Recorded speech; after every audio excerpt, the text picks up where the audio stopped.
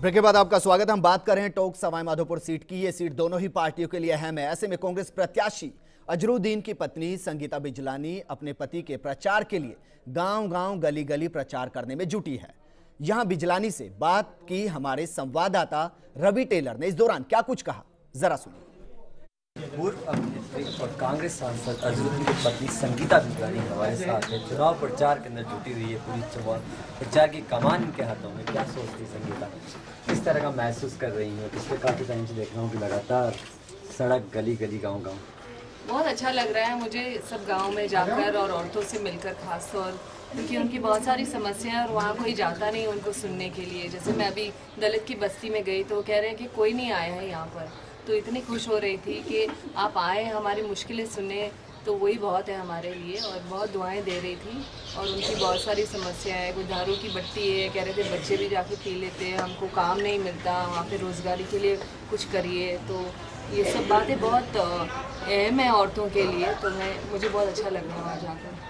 आपने real life की ज़िंदगी भी जी है। रियल लाइफ के अंदर ये पहला वाक़या देखने को मिल रहा है लाइफ के अंदर कि आप जो है पिछले काफ़ी समय से जो है गली गली के अंदर जा रही हैं। कितना परिवर्तन है रियल लाइफ और रियल लाइफ में?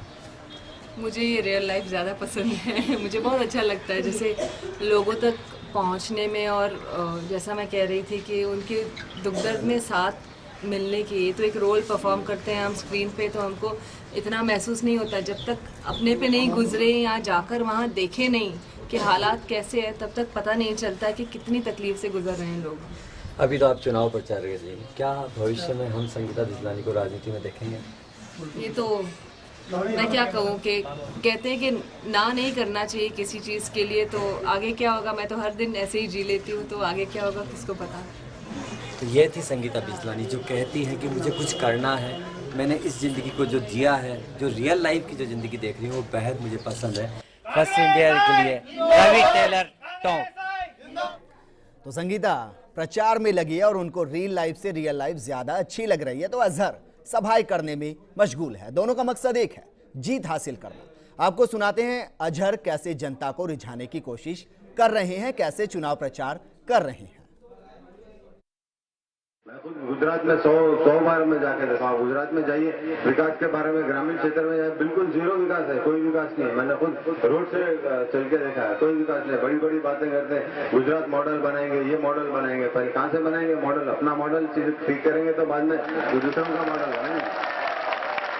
अपना ही मॉडल ठीक नहीं है तो कहाँ? हर बार अपने बारे में तो बात ही नहीं, खाली बस कांग्रेस की कांग्रेस। आज विकास कितना बार आप हमसे पूछना चाहूंगा। बीजेपी बड़ी बड़ी बातें करते हैं, उन्हें कितने बार सत्ता में है बीजेपी? 5 साल, उससे ज्यादा नहीं। एक बार 13 साल अध्यक्ष जी ने कहा, 13 महीने, और एक बार मेरे ख्याल में दो साल, उसके बाद 2-3 साल आए। अब इतनी बड़ी बड़ी बातें करते हैं। बात करने में जैसे कि मैंने कहा कि 100 रन बनाना आसान है, बात करना बहुत अच्छा है। ऐसे बैठ के लोग आते, टीवी रहती, पंखे, ठंडे पंखे मारते रहते हैं उनके ऊपर, क्योंकि पसीना नहीं निकालना। थोड़ा नर्वस भी होते शायद मेरे ख्याल में, पता नहीं, खेलने से पहले, स्पीच देने से पहले। लेकिन वो कुछ कर नहीं सकते। बिल्कुल ये लहर वहर कुछ भी नहीं है। अगर आपको कहते कोई कह रहे हैं आपको कि मोदी की लहर है, तब उनसे कहिए कि धूप में कोई लहर नहीं चलती, धूप में तो खाली लू चलती है। तो मैं मानता हूँ, और धूप में जो लू चल रही, ये कांग्रेस की लू चल रही। बीजेपी उम्मीदवार सुखबीर सिंह जौनापुरिया भी पूरे दम के साथ मैदान में और उनकी बेबाक बयानबाजी भी जारी है। जरा सुनिए।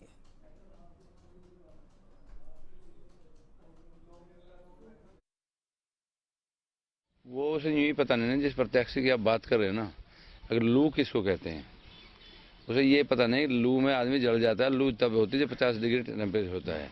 अब लहर एक अलग बात है और लू एक अलग बात होती है। तो उसे बेचारे को जब जाता है ना, वो मैंने हिंदी बोल जाए, वो हैदराबादी हिंदी बोलता है, तो उसे किसी की समझ में नहीं आती। वो कई जगह होली बात कह रहा जी कांग्रेस लू चल रही है, मैं लू में जल के पार बोले तुम खत्म होली बात ही है।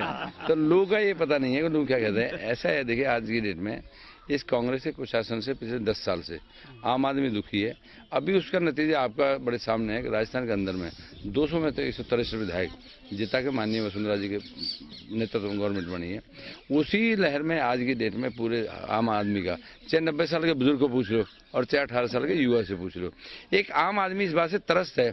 सबसे बड़ी दिक्कत क्या है कि लोग क्या कहते हैं, लोगों से जब बात करो ना, हम तो फील्ड में रहते हैं, 90 साल का बुजुर्ग ये है यार कांग्रेस ने बर्बाद कर दी देश को। कारण क्या है? है। बोले यार इन नेताओं को भरता नहीं क्या, जिसको पूछे 1,76,000 करोड़, 1,86,000 करोड़, सुन।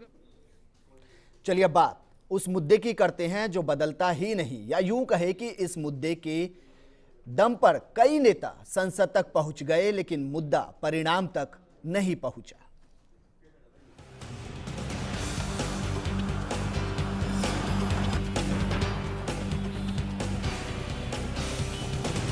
इतिहास वो आधार है जिस पर भविष्य की इमारतें बनाई जाती हैं। कुछ ऐसा ही इतिहास टोंक सवाई माधोपुर के लोगों की उस मांग का है जिसका सपना कई चुनावों से नेता उन्हें दिखा रहे हैं। लेकिन सत्ता बदलती रही, नेता बदलते रहे, पार्टियां बदली लेकिन मुद्दा नहीं बदला। लोगों को दिखाया गया सपना हकीकत में अभी तक नहीं बदला और इस बार फिर से वही सपना लोगों की आंखों में नजर आ रहा है। हम बात कर रहे हैं टोंक की रेल की मांग की, जिसकी पटरियां अभी तक नहीं बिछी, लेकिन नेता हर बार इसी मुद्दे पर राजनीति की पटरियां बिछा संसद तक का सफर तय कर लेते हैं। इस बार ये जरूर है कि सरकार ने फरवरी में दिए अंतरिम बजट में इसकी मंजूरी दे दी। देखिएगा, रेल बहुत पुरानी मांग थी, मैंने पूरे प्रयास किए और करवा करके और इस बजट में आ गई, कैबिनेट की मोहर लग गई, मार्ग प्रशस्त हो गया और मैंने मेरा एक एमपी का जो 60 साल में पहले एमपी नहीं करा पाए वो मैंने इस 5 साल में किया। मेरी सबसे बड़ी उपलब्धि है।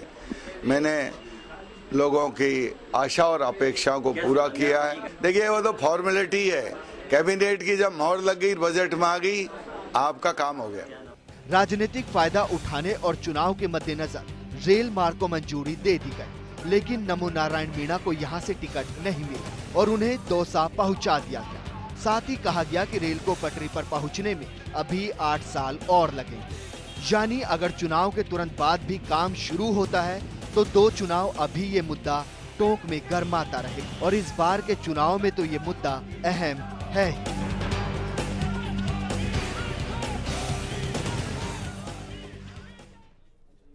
और फिलहाल टोंक सवाई माधोपुर में क्या चल रहा है जानने के लिए जुड़ते हैं अपने संवाददाता रवि के साथ। रवि, जानना चाहेंगे प्रचार उन इलाकों में किया जा रहा है जहां उनका पहले से जनाधार है या फिर जोर इन नेताओं का वहां पर है जहां जनाधार नहीं है और जनाधार के बिना संसद पहुंचना मुमकिन नहीं है?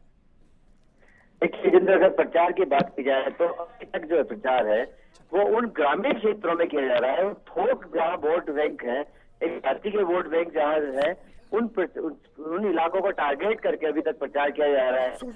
बड़े कस्बों तक प्रचार सीमित है, लेकिन जिला मुख्यालय, अगर टोंक जिला मुख्यालय की बात की जाए या सवाई माधोपुर जिला मुख्यालय की बात की जाए तो दोनों पार्टियों के अलावा शेष जो पार्टियां हैं, चाहे बीएसपी की बात हो चाहे राजपा की बात हो, उनके प्रत्याशी अभी तक वहां तक नहीं पहुंचे हैं। बात यह है कि टोंक जिला मुख्यालय की अगर बात की जाए तो वहां पर कुछ पार्टियां तो ऐसे अभी तक कार्यालय भी नहीं खुले हैं। जी बिल्कुल बिल्कुल रवि, संक्षेप में जानना चाहेंगे, दरअसल इस वक्त दोनों ही पार्टियों के तमाम दिग्गज जो हैं वो अब इन 5 सीटों का रुख करने वाले हैं। अगर कांग्रेस और बीजेपी की बात की जाए तो किन किन नेताओं के कब कब वहां पर दौरे हैं और उसको लेकर किस तरीके की तैयारियां वहां पर चल रही हैं? अगर तैयारियों की बात की जाए तो कांग्रेस अपनी पूरी ताकत झोंकने के लिए आज से जो है अपना एक प्रचार अभियान शुरू कर चुकी है। जो सुमारी शैलजा है वो सवाई माधोपुर पहुंच चुकी है। वहीं टोंक के अंदर भाजपा की ओर है। कल नरेंद्र मोदी की 3D मीटिंग होगी, एक सभा होगी जिसके अंदर वो 3D के माध्यम से लोगों से रूबरू होंगे। वहीं परसों की बात की जाए तो उनियारा के अंदर मुख्यमंत्री पहुंच रही है। पहले आज मुख्यमंत्री का टोंक आने का कार्यक्रम था, वो नहीं हो सका, लेकिन अब बताया जा रहा है कि परसों उनियारा में मुख्यमंत्री का आने का है। और आने वाले जो अगले 4 या 5 दिन है जो बचे हैं चुनाव प्रचार के, उसमें दोनों ही दल पूरी ताकत झोंक देंगे। जी बिल्कुल रवि, शुक्रिया तमाम जानकारी के लिए। वाकई अब 5 सीटों पर दोनों ही पार्टी के तमाम दिग्गज नेता अपनी पूरी ताकत झोंकने में लगे हुए हैं ताकि बीजेपी यहां पर 5 सीटें जीतकर मिशन 25 को पूरा करे। तो वहीं कांग्रेस का मकसद है कि वो जिन 4 सीटों पर कब्जा है उसको बरकरार रखे, साथ के साथ जो बची हुई एक सीट है उसको भी अपने कब्जे में कर ले।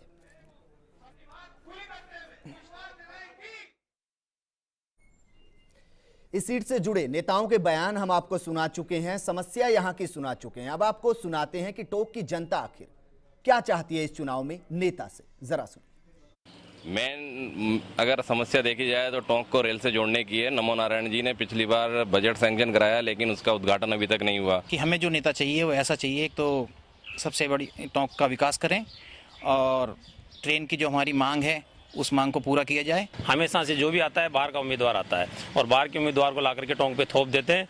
वो चुनाव में आता है, चुनाव जीतता है, उसके बाद टोंक का हालचाल पूछने आता ही नहीं है। अब आपको बता दें कि बची हुई 5 सीटों पर कितने उम्मीदवार मैदान में हैं और उनसे जुड़े कुछ इंटरेस्टिंग फैक्ट्स जरा देखिए। इन 5 सीटों पर 7 उम्मीदवारों पर आपराधिक मामले दर्ज हैं। इनमें से 4 उम्मीदवारों पर बेहद गंभीर आपराधिक मामले दर्ज हैं जो मैदान में हैं। इनके अलावा बसपा के 1, राजपा के 1, निर्दलीय 3, आप के 1, बहुजन मुक्ति पार्टी के 1 उम्मीदवारों पर मुकदमे दर्ज हैं। दूसरे चरण के चुनाव में 21 उम्मीदवार करोड़पति हैं और मैदान में हैं। इनमें बीजेपी, कांग्रेस और बसपा के 4-4, तो वहीं आपका 1 उम्मीदवार करोड़पति है, यानी कि आम आदमी पार्टी का। इसके अलावा सबसे अमीर उम्मीदवार दौसा से बसपा के चंदूलाल मीणा है, इनकी संपत्ति 121 करोड़ है। दूसरे स्थान पर सुखबीर सिंह जोनापुरिया है, इनकी संपत्ति 71 करोड़ है।